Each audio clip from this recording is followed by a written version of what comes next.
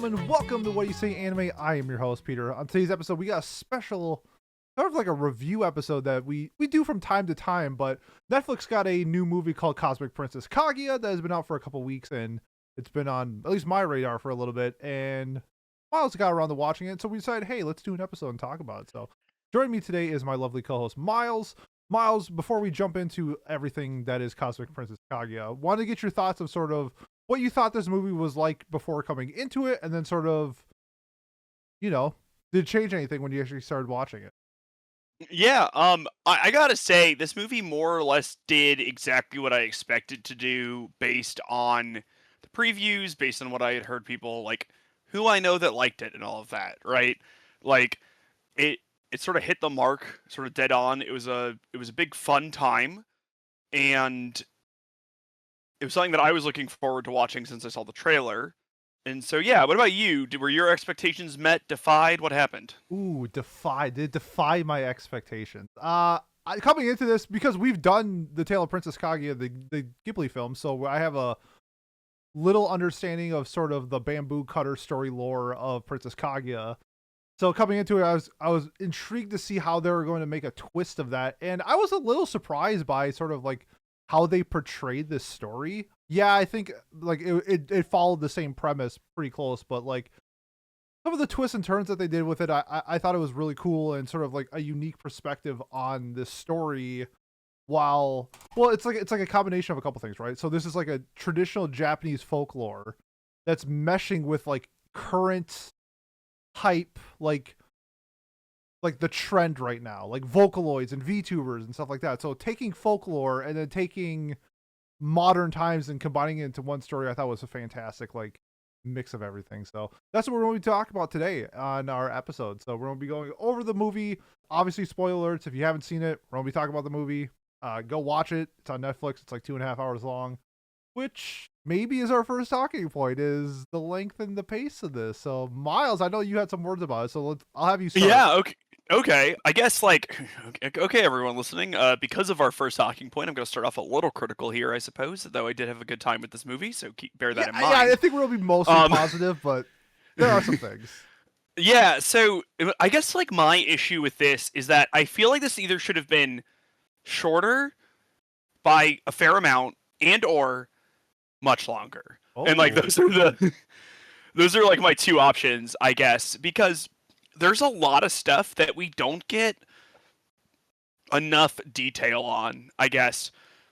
And they just sort of do things like, I don't know. Like, I think the biggest example is her brother.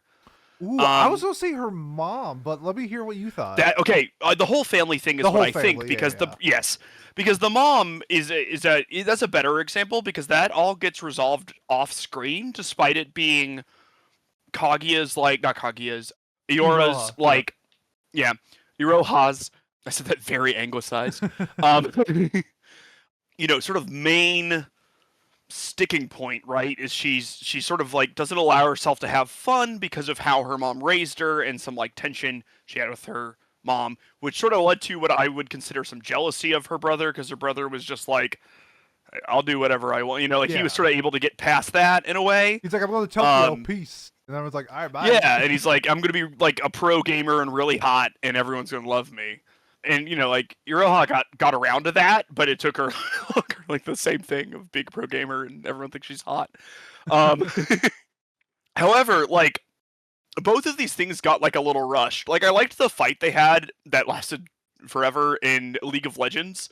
Oh, sure. Yeah, where I want to talk about that later, though. Yeah, like, when they kill him in that, like, kind of decisive battle, because we're watching a MOBA that has lives, which is sort of an interesting premise that would be incredibly boring to play if you just died 3 times or whatever, and it's just like, now I need to watch to see if my team wins for the next 45 minutes because it's a MOBA. Hey, as our attention spans get less and less, we need games that will fill our, like, well, that was weird, your camera went yeah, I know. Oh, I wonder what's happening there. I don't know, but you're entering the Matrix now. Audio listeners are like, what the hell? Yeah, we have visual. I'm going to Tsukuyomi, you're entering... which is the name of their... Oh, let's just...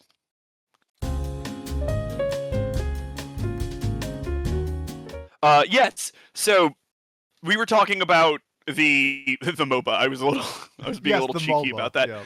Um, but yeah, I think there was a few things with this. I would have liked to know more about Kaguya's past as well. She talks about like how boring the moon is and everything, but like I would have liked to see it. Is that her perspective? Is that reality? She does decide at one point that she kind of wants to go back. Like she's obviously very sad to lose Iroha, but and like there is some obligation there to go back, but like she wasn't really fighting it the same way everyone else did, Hmm. right? Um, and then like I guess for more of the sort of pacing thing, everyone gets on board with her being an alien really quick, and it's just because there wasn't time to have a scene that she even bothered proving it or whatever. We skipped the conversation, and her brother's like, "So she is an alien, huh?" You know what's That was you know what's interesting because for at least for me, I found this movie to be kind of more funny than I thought it was going to be, and like mm, having to it was funny. explain like how she is an alien, I think could have been a great scene to like for like comedic effect. But I do think that there was enough to laugh throughout the show. But when you're talking Oh, about it like, was oh, yeah, go it ahead. was funny for sure. No, sorry, I was just agreeing with that. Like, there were a lot of moments that I found were chuckle worthy and Mhm. everything, and a lot of things that I just sort of smiled at or whatever.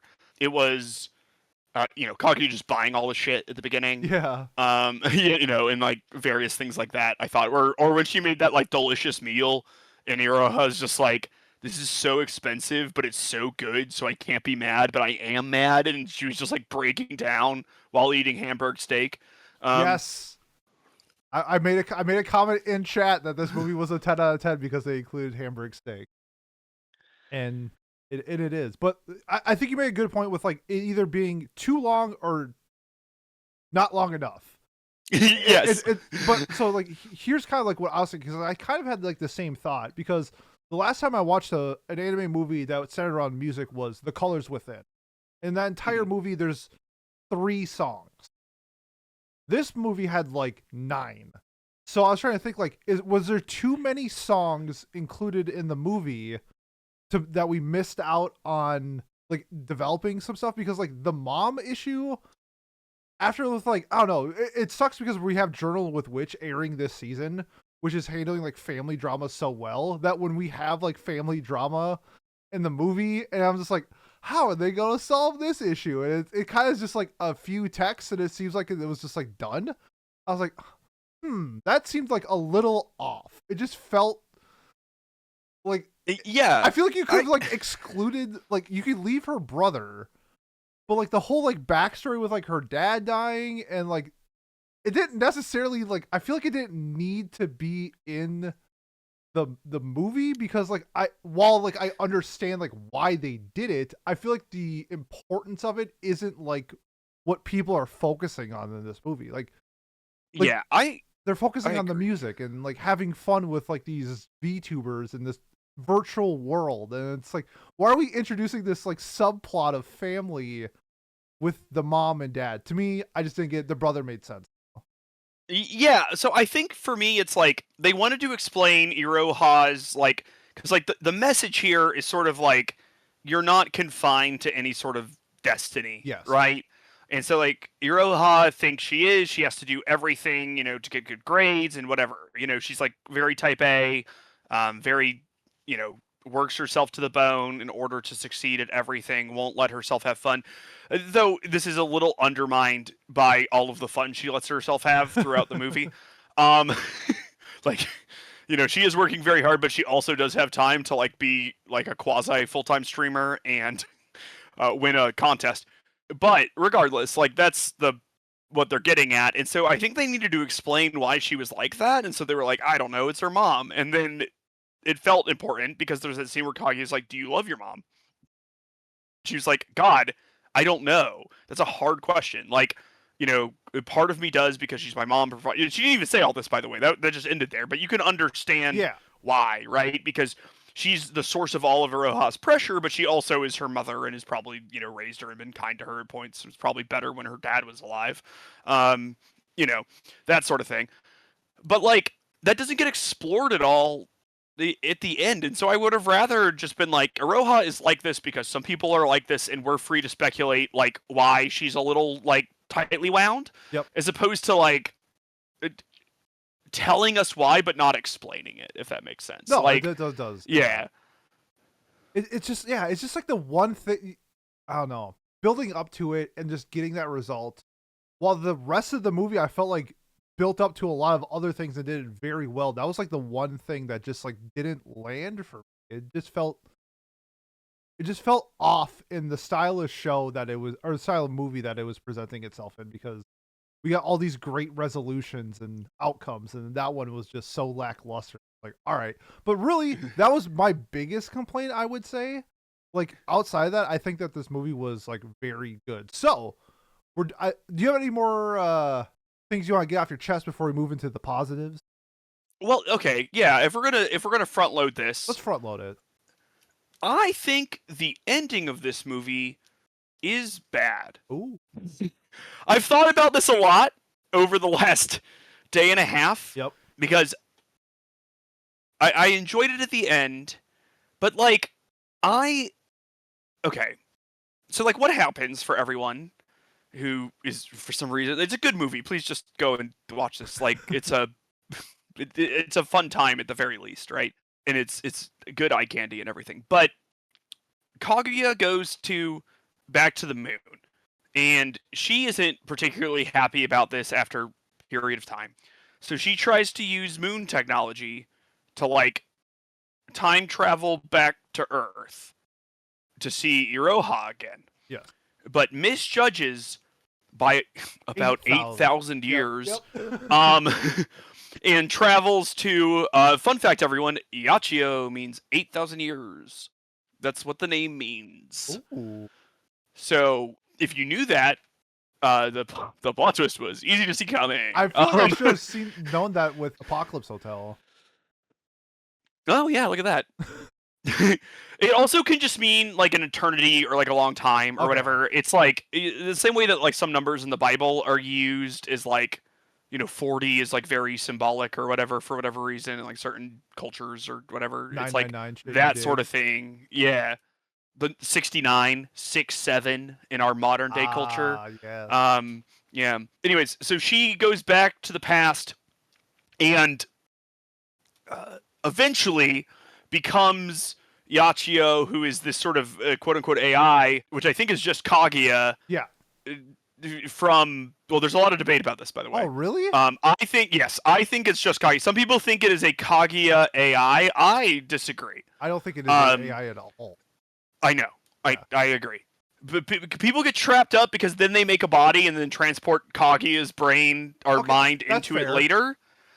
But like, because wibbly wobbly timey wimey stuff is just Kaguya twice, I think. Yes. That's what I thought too. Yeah. Yeah. I even messaged you saying I want to talk about the time travel before we record this episode, and then I forgot to do that because I got lost a little bit on the time traveling. So I'm glad that we're in the same boat because that's exactly what I thought. Okay, yeah, so that is my understanding. Now, there is a novelization coming out from this that will hopefully clear that out, right? Like, it'll make it perfectly clear what happened because there's a few different, I guess, main theories that I've seen while looking stuff up. But what I thought and what I thought initially, and so the theory that I have decided is right because it confirmed what I thought, was basically that, Yachiyo is Kaguya, but semi-limited because of her capabilities of like being able to leave the moon for whatever reason. They talk about how the world they live in, Tsukitomi? Yeah, that sounds about right. Well, it's the name of the moon god. Tsukuyomi is is closer to like the world of the moon in like whatever. So like there's sort of similarities there, sort of thin veil, if you will. And so they also talk about how they're going to go to Tsukuyomi to bring her back because that's a lot easier for them to do, and like why they didn't just be like, okay, don't go to the game on full moons. You know what? It doesn't matter. Schedule a concert for literally any other night is sorry, I just thought of that, and now it's going to drive me insane forever. Oh, on the score. Is like that. So she's like able to sort of pierce the veil and go into this place and be, Yachiyo after she went back and like was Kaguya from the bamboo monogatari, like bamboo cutter monogatari, in the past, which is sort of fun. So like she was always the like because like time isn't so in Kaguya's timeline, right? She first the first experience she had was in the year 2030. Yeah, like did we watch Princess Kaguya or did we watch Steins Gate? Like where sometimes just getting lost where we're at. And then there ends up being two of her at the end. Yes, is my thought. Okay, yeah. I got to a point where like I threw like the logic and reasoning out the window because like I feel like if you tried to connect some of the dots, you just get lost in the stop. Like, well, it's because they and this is not that big of a criticism because almost everything does it, but they fucked up the time travel a bit. Like it just it sort of creates a it destroys the linearity of time in a way because Kaguya from the past, who was Yachiyo, wouldn't have ever been there until Kaguya from the future who is younger Kaguya, went back in time after all of these events happened. But clearly she had done that before because that's how she was there throughout all of Aurora's life. I wonder if like right? the reincarnation has something to do with it too. I don't know, maybe. Yeah, I don't know either. There's a lot going on, right? There's like lot. There's moon magic, wibbly wobbly, timey wimey stuff, and then like reincarnation stuff. Yeah. So like, I think the general goal is for them to just be like, don't fucking think about it. It happened, which is sort of like the message the show is telling us, right? Which is just like make your own happy ending. It doesn't really matter if it makes sense or not. True. It's like flip flappers that way. Banger. And so, yeah, I just didn't like it because like the way that they resolve everything at the end is they show us the fact that Iroha becomes some insanely biotech genius. Yes, which is fine. It is established early on. She is very smart, but she had to have overworked herself quite a bit. Now there is a throwaway line about how she needs a work-life balance, right? Mm-hmm. In there, and that is supposed to tell us that she has solved her problems, and in the of working too much, but has also invented an android that can capture the essence and stuff of something not even across time, but across dimensions. But like earlier when they're on the beach, she's like, "Yeah, I schedule like my time off and stuff. Like I care about." So like, what was the issue all along? Battling inner demons. Who knows? Yeah, that's what I'm saying. Like, I don't know. I just sort of the ending wasn't. Do you ever think like, because this is literally happening to me right now? You ever think like when you get home from work, you're like, man, tomorrow's gonna suck, and then like it's like fine, like but then then you have like a normal day at work, but then you get home and then you're thinking, man, tomorrow's gonna suck. and then it's just fine. Like that's why I feel like Iroha had like her mind was just like everything sucks, and you get to the day and it's like, it was alright. Yeah, we worked it out. Like it was. Yeah, and I'm gonna lead this into something that I think the show did well. Because again, I thought the ending was just sort of rushed. They're gonna have to have like a weird throuple with two Kaguyas, and like that's okay, I guess. Might be weird for Kaguya. Okay.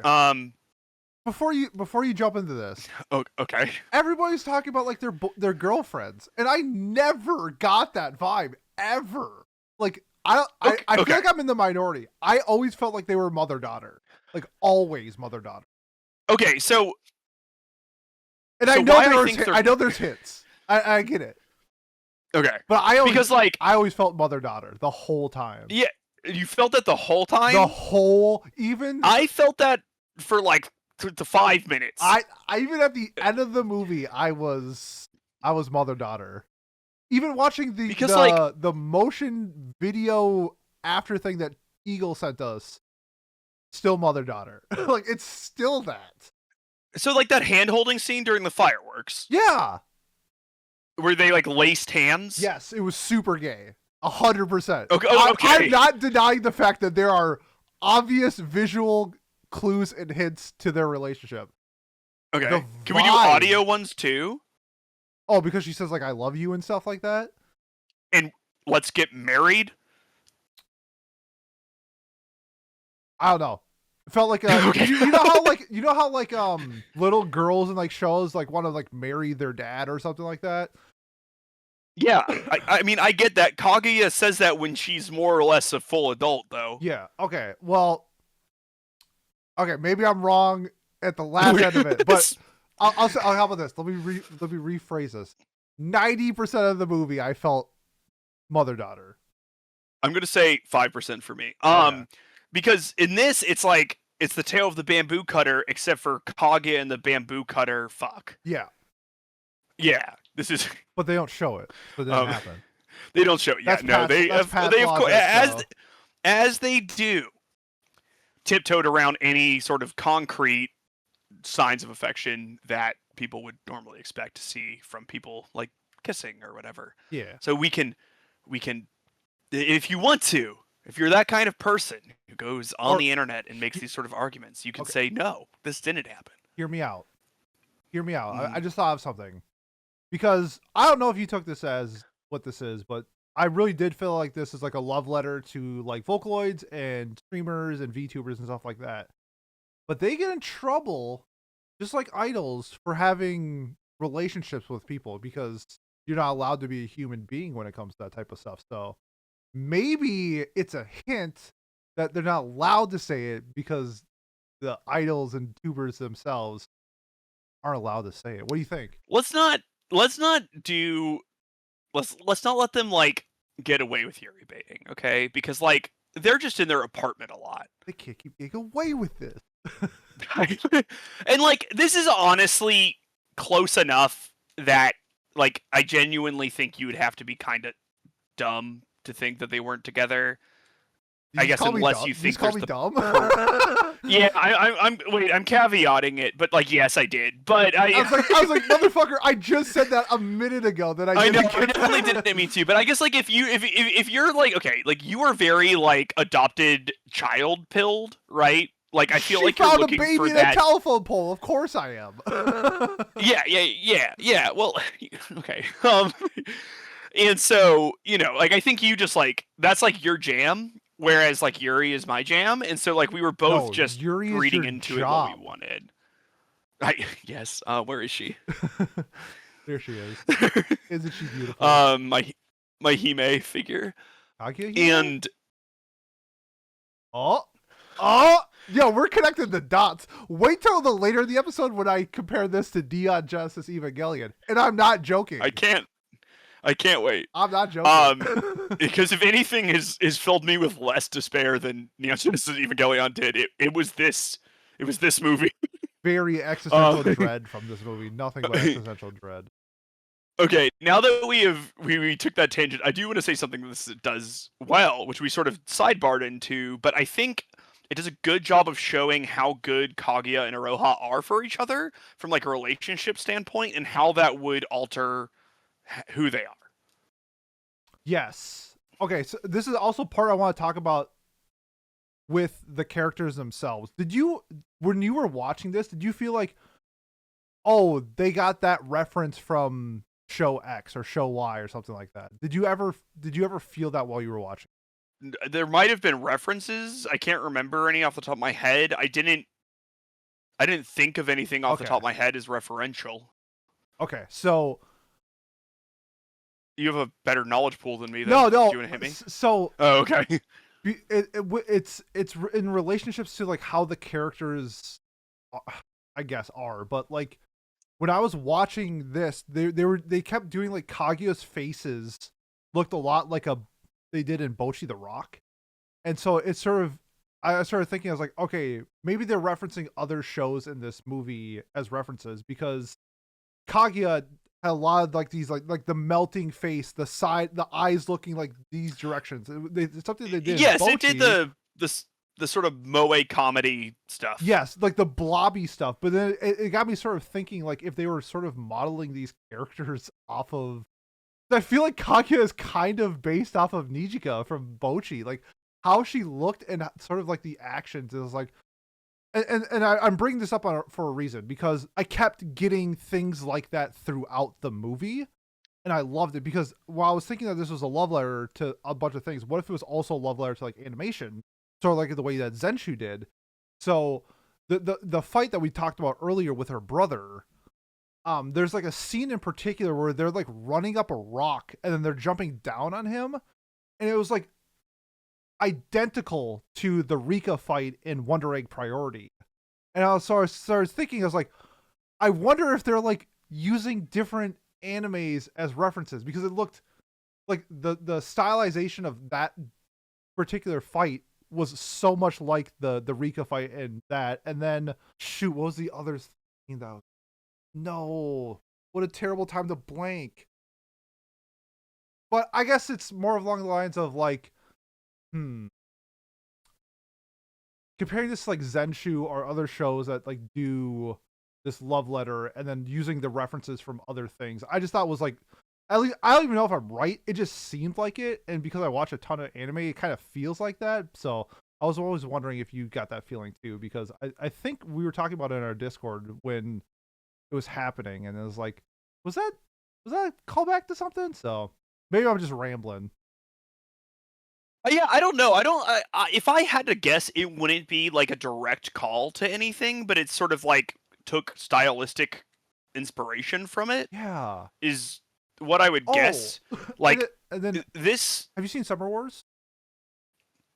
No. Okay, because like I mean, if anyone's seen Summer Wars, you definitely got that feeling from this movie. I feel like when they were in Tsukuyomi.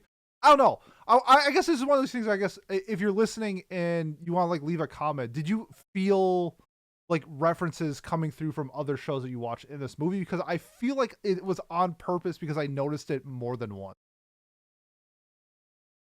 That's just that's interesting to note. I mean, like, I definitely noticed similarities to Bocchi, but this is like a cousin of the genre, I suppose. Yeah. So I just sort of chalked it up to that. Now, I don't remember the Rika fight off the top of my head, and I've never seen like Summer Wars or anything, so it's super possible that I missed it. I'm sure there's stuff, right?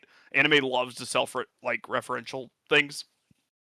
I was just trying to think. I was like, if you're having like, if you want to have these scenes and showcasing like the women in this movie, like it felt like too on par that they were also referencing women in other shows that did like the exact same thing, and that because it was never all the references I was thinking in my head were there were other like girls doing these actions, so that made me think of it. It was, all right. Yeah, so I guess who knows? Because like if I had to put Kaguya to a Bocchi character, I wouldn't pick Nichika. No, she's like style. She like physically looks like Nichika. Oh, they look similar. Yes. Yeah. And then when they did like the Bocchi blonde face, and I was just like, this is just Bocchi. Nichika is Bocchi. That's fair. I was gonna say she's like more of a Kita in my mind, like personality wise. Oh, yeah, she's 100%. Yeah, she's Kita on, I don't know, 30 Mountain Dews. Oh dear. But yeah, that was I don't know. I thought it was great to look at. Like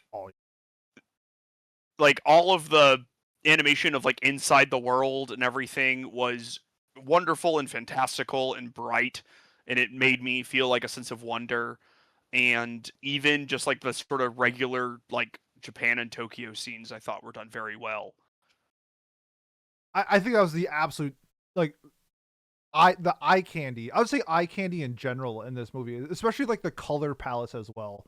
Speaking of the colors within, it had a very similar color palette to the colors within, but I don't know what I expected coming into the movie in terms of animation, but this went way above and beyond what I was expecting. Like some of those scenes, like we'll talk about when we get to the music part, but like the first insert song just like blew me away with the animations, with like the colored fish like flying up in the the aether. That was that during the song? Because yeah. It was at the end of it was like the end of the song. Okay, I'm just gonna up front. I do not remember any of the music from this. None of it hit for me, but it wasn't bad or anything. It's just I don't know. Very J-poppy. Do you want? I guess, do you want to transition into that, because I do want to talk. Yeah. I mean, like this is like I remember liking the last song or the song during the fight. or whatever. And then I remember the visuals of like that fish and everything though. So like that's what stuck to me with the scene more so than the music. I think was I might have just been engrossed in the visuals. But if you want to talk about the music, go ahead. Well, I think because we are similar when it comes to this style of music. Like, I would say like we like this music, but like we don't actively listen to it. Like we don't search it out. Yeah. Like if it's in our content, we'll listen to it. But like for me, it's just it's not my thing, I guess. But like it's fine. Like I don't have an issue with it. I have. I don't know if this is like a terrible take, but since you don't have the same, I was hoping you would have some very strong music takes because I did have a really strong. But like when they got to the end and they were doing like their like trios thing that they do, I didn't like it. I thought their songs were really kind of boring, which sucks because there are two songs in particular that just like blew me away. The first one, Oto Hibanashi, I believe it is. And then the music video for like their official YouTube were two songs that were just fantastic songs. But I guess it's like one of these things where it's like we're not coming into this as like the target demographic for it. So I don't want to say like the music's bad, but like I would say it didn't capture me as like a casual whatever type of music, the vocaloid music. So I guess I wanted to get your thoughts on that too. I guess like it's not really vocaloid music though, because like the vocaloid music, at least the vocaloid music that I have listened to, right? Which I listen to like, I mean, okay, there's gonna be people listening to this that listen to way more like vocaloid. I think than we're I do. showing our colors. We're not. This is not our expertise. Okay, but wait. Back in the day, when I was just grinding the Overwatch ladder, right, I would put on gaming mixes and, just play for hours. And those are basically 80% Vocaloid. That's the nerds yearn for Vocaloid. They do. But that's usually a lot more like digitized, right? Because that's the concept is that like Hatsune Miku has a sort of computerish voice. And same with the other Vocaloids who I listen to, whose names I don't remember. I mean, yeah. kind of. So like, I guess like, yeah, like I guess like in my head the music was like different than that vein, and like it wasn't. It was Vocaloid in the sense that like, well, I guess Yachiyo is technically a Vocaloid, right? But like it doesn't sound like. I don't really know what a Vocaloid is. I'll be honest with you. Okay. I just I saw the term thrown around. I went with it. If I'm wrong, my bad. So like a Vocaloid is a software, and you can like type in the things and it'll like sing it or whatever for you. Oh. It's like it's like literally a computer program. Oh, I thought those were VTubers. No, like because a VTuber is a person that has like a mask on, right? Yeah. Like basically. I thought Vocaloid was just like another term for it, I guess. Oh, no, a Vocaloid is like, I believe, and you know what? We're going to learn, because I know we have people who know, but my understanding is that Vocaloid is just literally a computer engine that makes music. Like, there is no Hatsune Miku, right? No one sings for her. It is a computer program. Oh, okay. See, I'm learning this. I didn't know that. Okay. Just shows you like how I listen to the music when it's in my shows, and that's about it. I don't know anything outside of that. So this is a good educational lesson for me right now.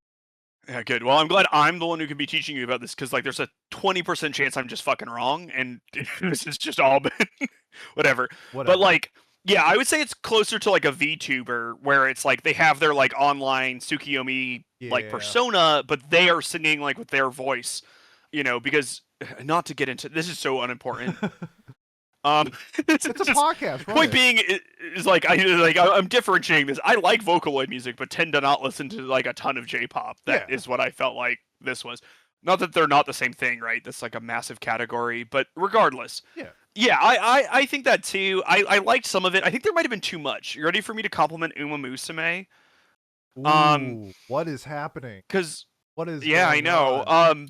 I'm not ready. I'm not ready. Okay, first off, Tokai Teo exists, and I'm forever happy about that. Second of off, is that like they have a similar performance theme to this stuff. Uma Musume does like more limited, and I kind of wish they had just picked maybe the three best songs in this and done those, if that makes sense. Yeah, like I agree. I think this is one of those things where like if you really enjoyed the music, like this style of music, I bet you probably wish that there was more. I'm in the camp with you where I think, especially when they had like well, actually that actually makes kind of sense. But, when they're like a trio. So okay, here's my thought is that one of them, for whatever reason, the first time they do the trio thing, Iroha just looks like she wants to die, and yeah, I like, she's not happy at all to be there.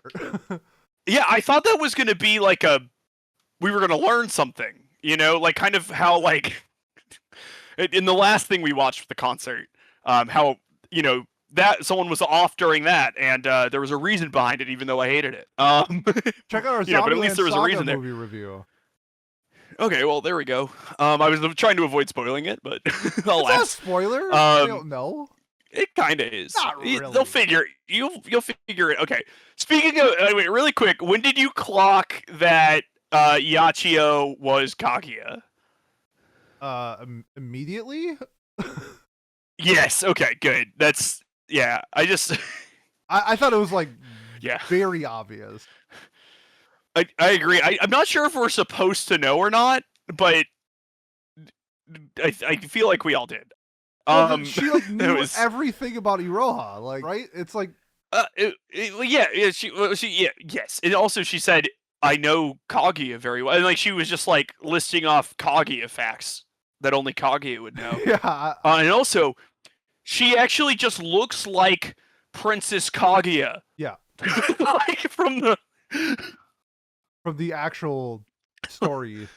Though I did like, say, hold on, before I will have to address this because in Discord I put Yachiyo is actually Iroha's mom in like the first 10 minutes of the movie. So I did technically, but that was like a blind guess without context. So I did technically say that. Yeah, but little did you know that you would end up thinking that Iroha is Yachiyo's mom. Damn. If they're the same person. Yep. Oh shit. I'm gonna need a second. Okay. All right, I'm good. Okay. Did you have a favorite song? No. Okay. Cool. Like not that I can name. I liked the song when they were fighting, and that was my favorite song. That's probably the only one I would ever put on again. I always feel bad when when we're reviewing stuff because like we love the medium and we want to cover everything.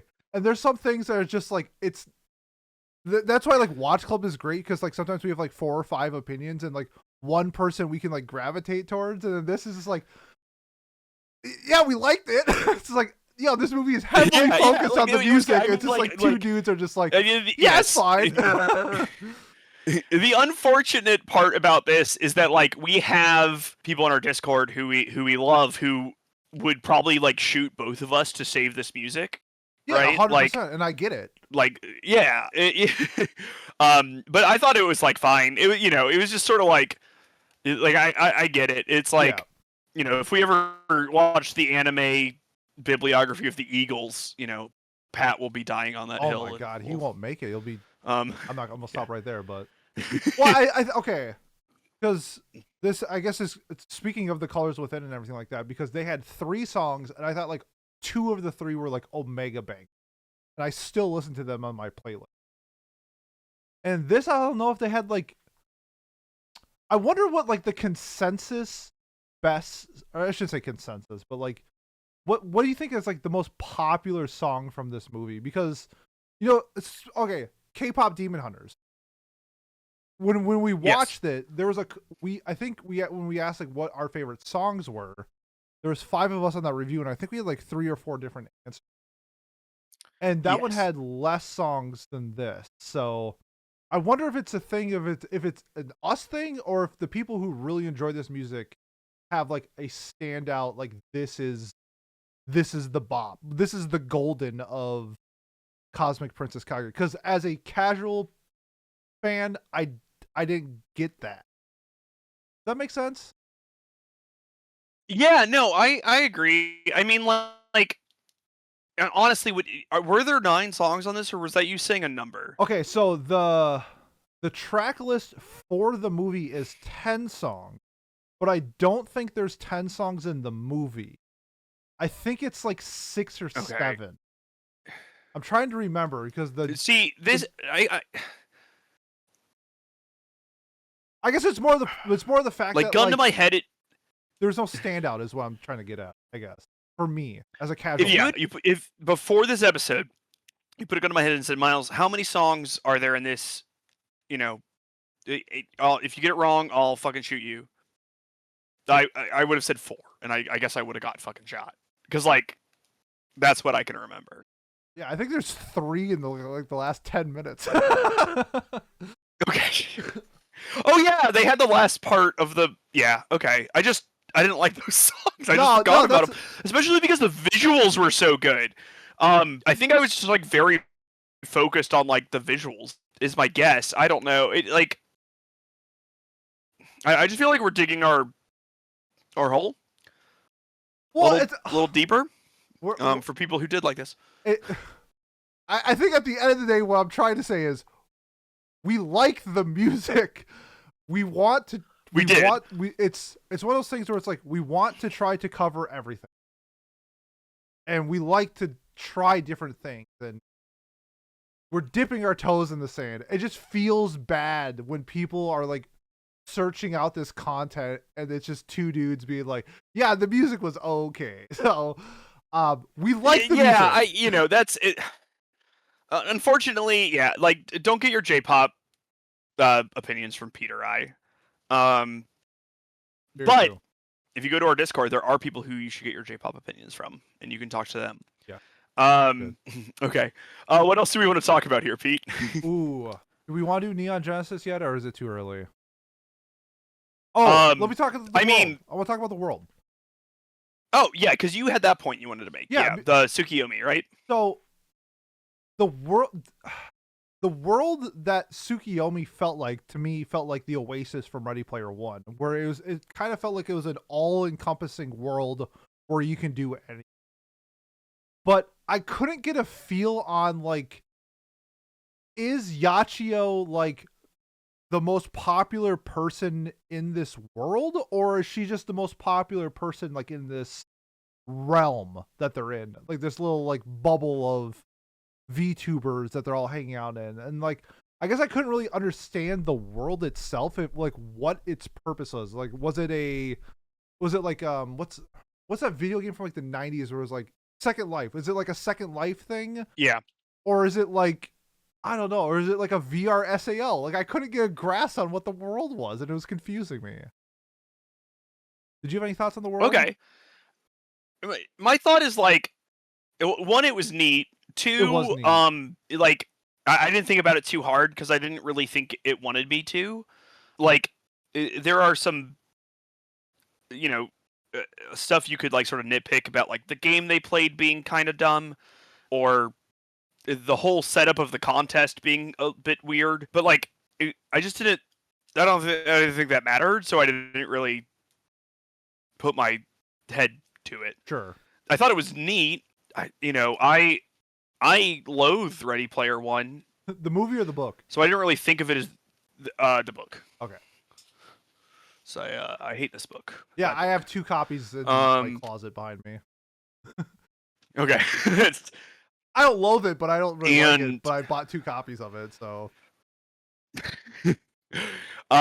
It's like I just not to get too onto it, but like the thing where here's a 10-second Ready Player One rant at the end when Wade, or whatever his stupid name is, meets his girlfriend IRL, who's been so self-conscious the entire time about like what she looks like real, and he's like, yo, you don't really, and she has like a birthmark on her face, and she's like, other than that, she was super hot, but it's just like, it feels like the most wish-fulfilling bullshit in the world. It's like, which is what the book is, which is fine. You're allowed to like that. It's just 80s nostalgia and wish fulfillment. It's fine. The quiz is to just repeat Monty Python movies from a script. Did you remember all of this some movie. 10-second rant that was. Yeah, I could. Oh God. Tune into our Ready Player One review later this week. I would, please. Yo, April Fools. Ooh, I haven't seen the movie. I wonder if I would like it anymore. We should vote. Should we do? So we either do Eclipse or Ready Player One. We'll leave it to the voting. Okay, we'll do voting for it. But like I don't know, I thought the world was really neat. It felt fantastical. It felt futuristic. It felt wondrous. You know, it wasn't like really hard sci-fi in any way. The way that like the Oasis tries to be a little bit, like where it sort of explains how everything works and how it's built off of itself. But like I think that's a good comparison, right? Like I think the one that a lot of people went to was Aincrad, and like the reason we do that is because it's also an anime. Like I never really got SAO like ever. So like other than it's a virtual world that you lock into, but like the world didn't. So it's a virtual like world you lock into that is like a video game, and then like they sort of like if you were saying like if I had to pick a scene that I thought was reminiscent of another scene, I thought they were playing on like the Sachi scene when her brother died, and it does sort of like the turn and talk and then puffs into smoke. Okay, like that sort of like death from it, you know? So, I mean, like obviously like way less important there than that. I mean, I guess it would be closer to Elfheim Online, where they're all like hanging out and they all have their different like little races they are and everything, as opposed to like Aincrad, which is like a game where there's exactly swords that you can use, and everyone's a human.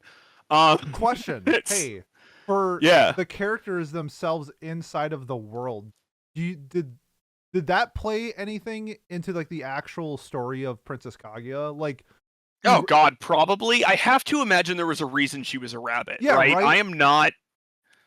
And there's like we had like a cat. We had Nokotan. Well, yeah. So no, we had Nokotan. Someone was a deer. Someone was a deer.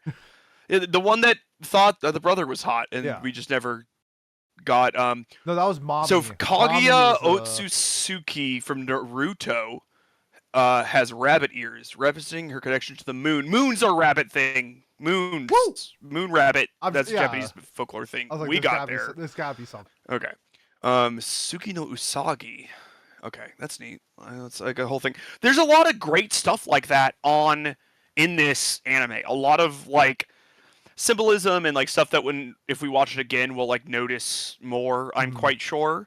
You know, they definitely did a good job with all of that. Like even, you know, just like they really kept the structural parts of Kaguya there in a way, which is pretty cool. Yep. So, you know, and then maybe there's stuff with her brother too, and like their team, because they all had like sort of like an Oni feel to it. Like I would be surprised if basically, if like anything was unintentional. I bet it was. It just feels like this is the type of movie that all of that was intentional.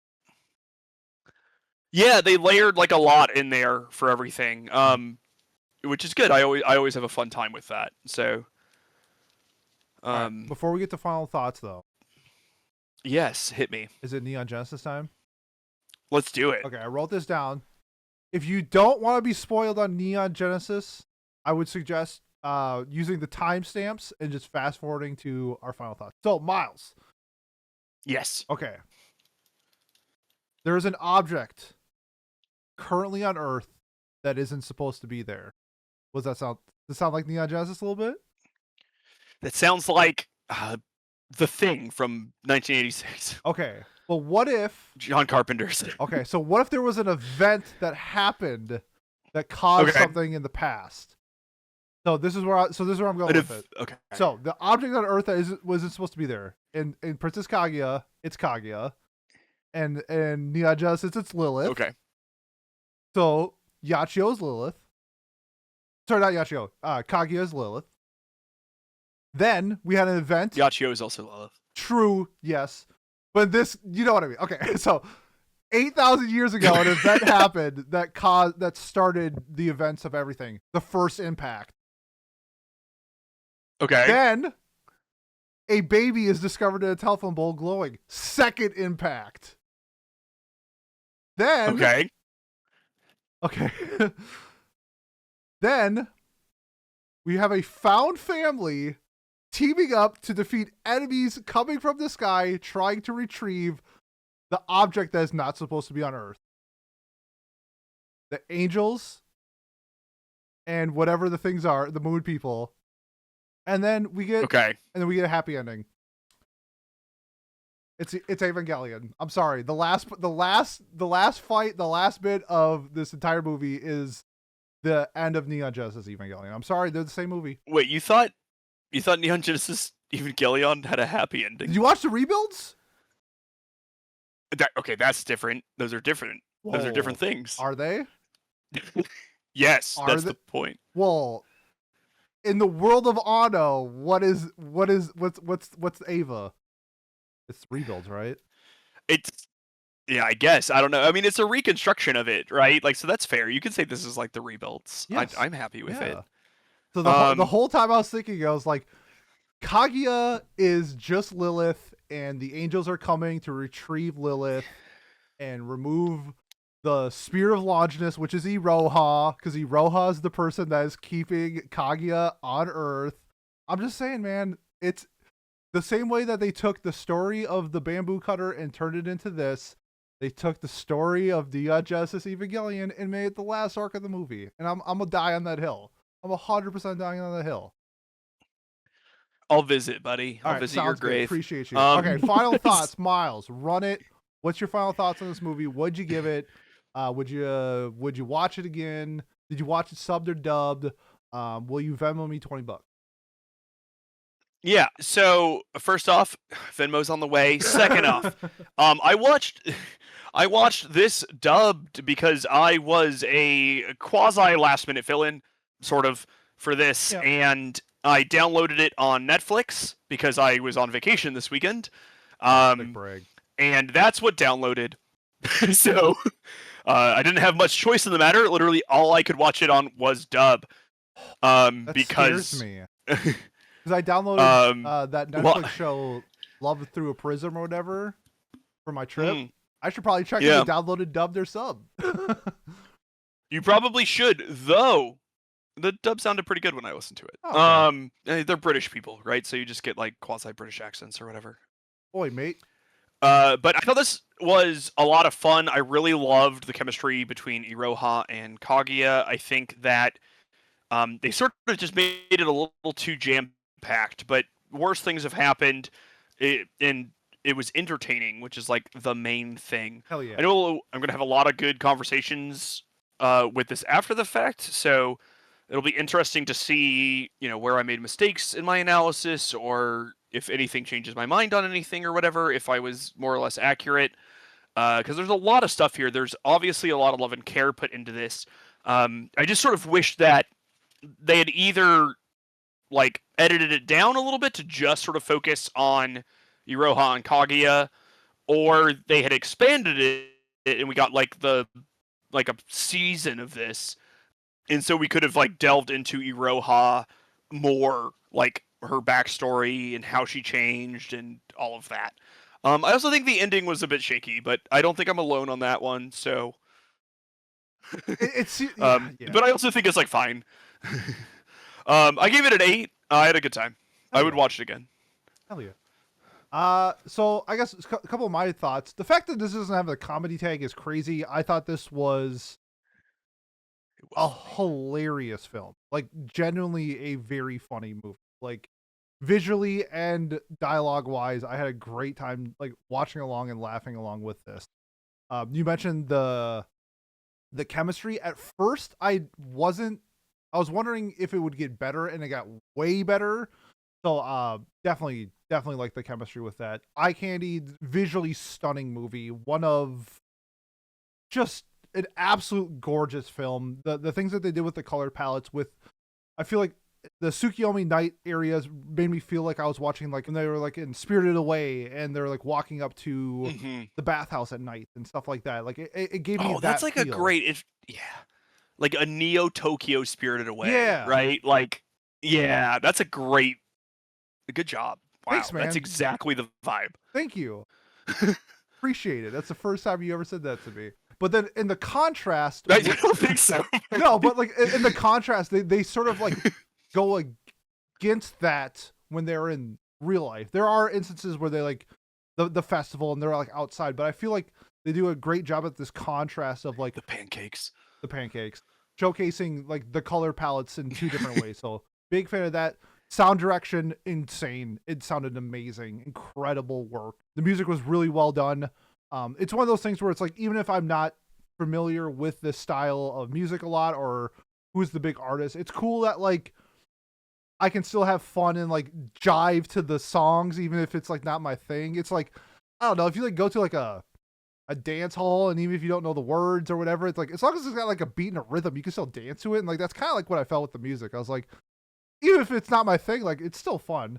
Awesome that they included like different groups into like the soundtrack. So like I think there's a couple of actual like VTubers that are in this. I know that Honeyworks did a song with them, so they were collaborating with people that are in like the Japanese music sphere that are part of this. So that's really cool that they included them in it.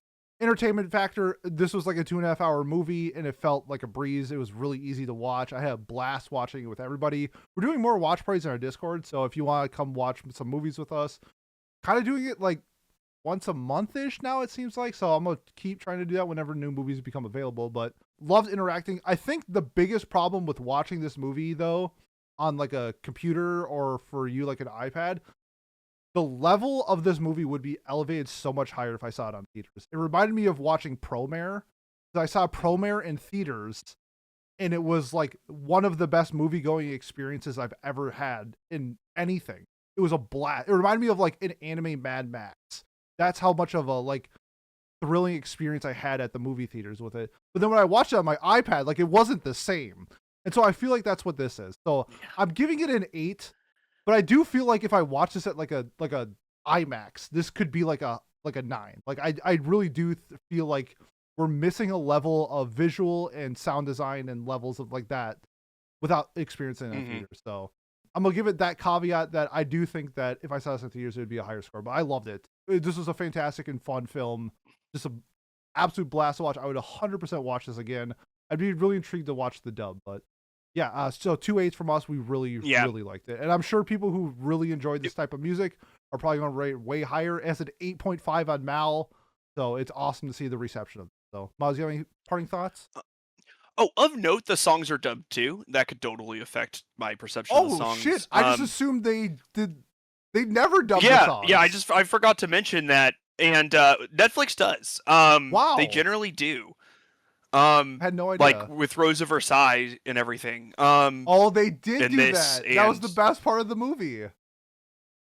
And yeah. Check out our review of the Rose of Versailles. Where's my girl? There she is. There she is.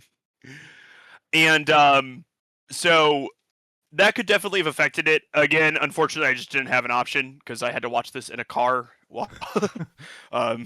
So understandable. Yeah, but it was still good nonetheless. But yeah, and the dub, like the speaking part of the dub was all very good.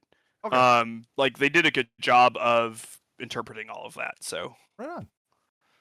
Well, I wonder what the next movie we're gonna get is, so we can keep doing these types of episodes. So Miles, thank you for joining. Monica. I mean, that's August now, so. Oh god, they moved it back again? Yeah, because it was supposed to come out in February, it got delayed, and then they were like, oh, I wonder what month it's gonna be. They're like, August. It's like, shit. Okay. I don't even know what the next cool.